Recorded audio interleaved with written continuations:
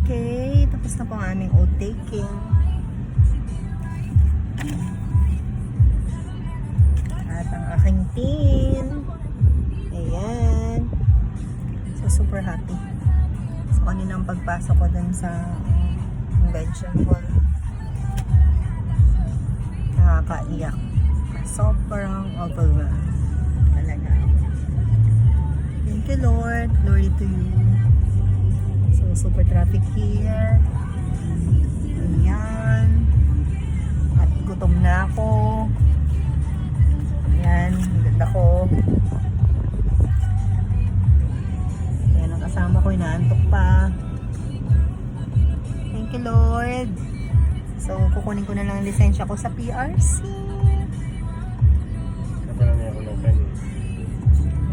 Message lahat na yun. Mag-appointment kami ulit. Bye for now.